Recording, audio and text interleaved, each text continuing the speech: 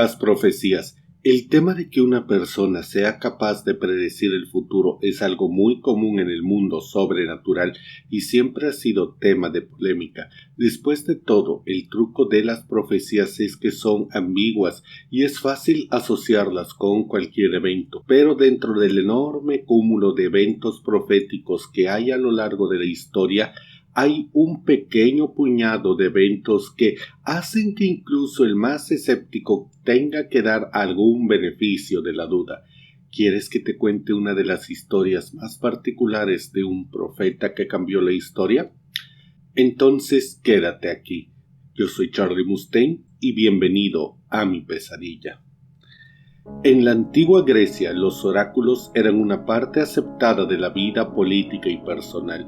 Los oráculos más famosos llegaron a ejercer su influencia durante siglos.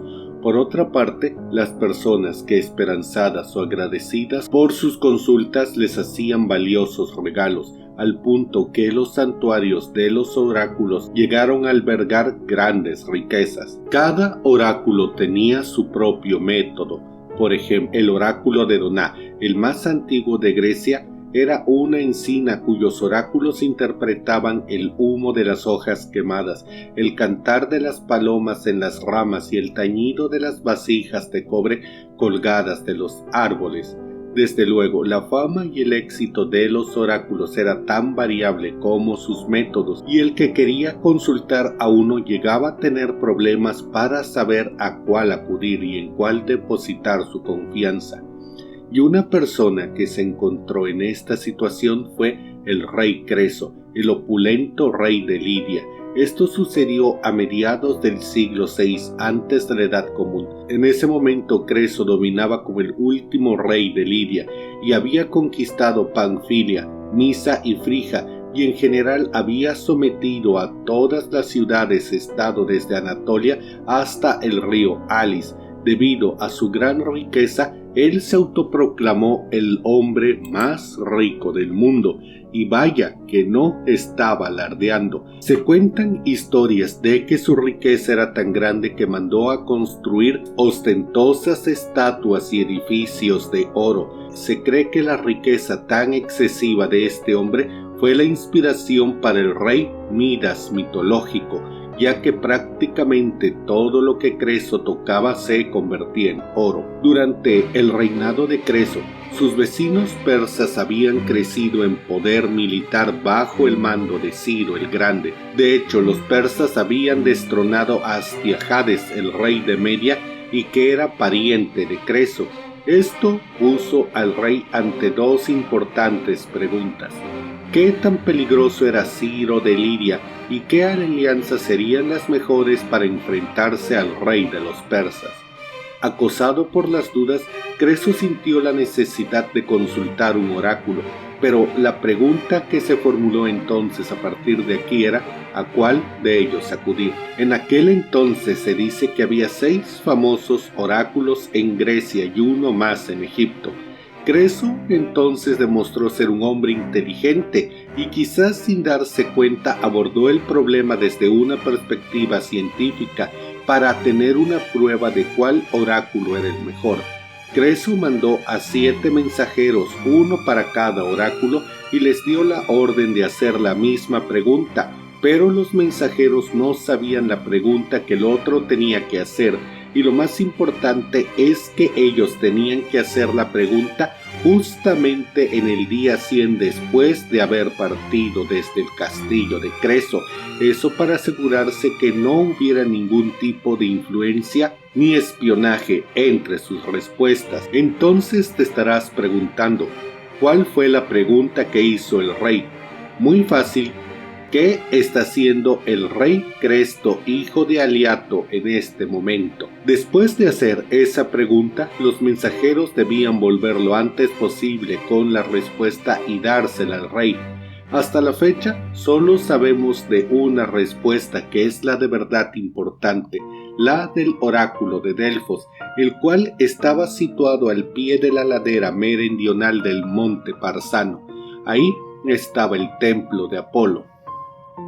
En su interior estaba la encarnación humana del oráculo, una mujer conocida como la Pitia, la cual se sentaba en un trípode de oro sobre una profunda grieta de la roca y mascando hojas de laurel, la cual era una planta sagrada consagrada a Apolo. La Pitia empezaba a inhalar vapores que emanaban de la grieta. Cuando al oráculo se le hacía una pregunta, ésta gritaba palabras ininteligibles que eran traducidas por un sacerdote. La historia dice que cuando el mensajero de Creso entró al oráculo, éste ni siquiera tuvo que formular una pregunta, pues al momento el oráculo empezó a gritar y el sacerdote tradujo los gritos de la Pitia. Se dice que la respuesta fue la siguiente: puedo contar las arenas y medir los mares, escucho el silencio y sé lo que habla el mundo. He aquí a mis sentidos ha llegado el olor de una tortuga que ahora se cuece al fuego, con la carne de un cordero en un caldero. De cobre es el caldero y de cobre es la tapa que lo cubre. Al enterarse de la respuesta, el rey decidió darle toda su confianza al oráculo de Delfos. Verán, obviamente Creso no tenía planificado qué iba a ser el día 100, y de hecho cuando llegó esa tarde pensó en hacer el acto más extravagante del que fuera capaz. Por ello tomó un cordero y una tortuga, los cortó en pedazos él mismo y los puso a cocer juntos en un caldero de cobre con tapa del mismo material. Todo esto era un acto por demás insólito. Dadas las circunstancias de su particular experimento, era imposible que alguien hubiera alertado al oráculo o al mismo mensajero, por lo cual el oráculo tenía que haber sabido de forma sobrenatural lo que sucedía a miles de kilómetros de distancia. Hasta aquí, esto sería una historia ya por demás sorprendente, pero es entonces que entramos a la parte más oscura.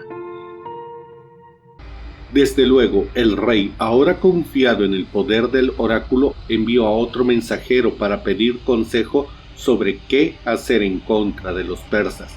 Lamentablemente esta vez la respuesta fue simple y directa: si cruzas el río Alis, un imperio entero será destrozado por tus acciones. Otra versión de esta profecía cambiaba un poco el texto para decir que si Creso cruzaba el río Alis, un gran ejército sería destruido. Esto era ambiguo y Creso no quedó satisfecho, así que mandó hacer una tercera pregunta, y esta vez fue: ¿cuánto tiempo duraría el reino de los medios? A lo cual el oráculo contestó que el reino de los medios solo caería cuando un mulo reinara sobre los medos. Seguramente te estás preguntando qué es un mulo. En aquel entonces eso era una forma despectiva de referirse a una persona mestiza. Creso, creyendo que un mulo jamás sería rey, se llenó de una ambición y seguridad sin límites, así que decidió partir a la batalla y pensó que podría derrotar a Ciro. Sin perder el tiempo, el rey Creso hizo una alianza con Namonio de Babilonia, Arnosis II de Egipto y, claro, con la ciudad-estado griega de los espartanos, a quienes Creso consideraba los griegos más fuertes en combate. Creso puso marcha hacia Capadocia, una ciudad ubicada en el margen del río Alis y de los Lirios. En la primera batalla, ningún ejército logró obtener una ventaja clara, pero Creso se dio cuenta de que estaba en desventaja numérica y decidió atrincherarse en la ciudad de Sardes para esperar los refuerzos espartanos. Pero entonces Creso cometió su más grande error. Despidió a sus mercenarios, que representaban una gran parte de su ejército, esto esperando mejorar sus fuerzas.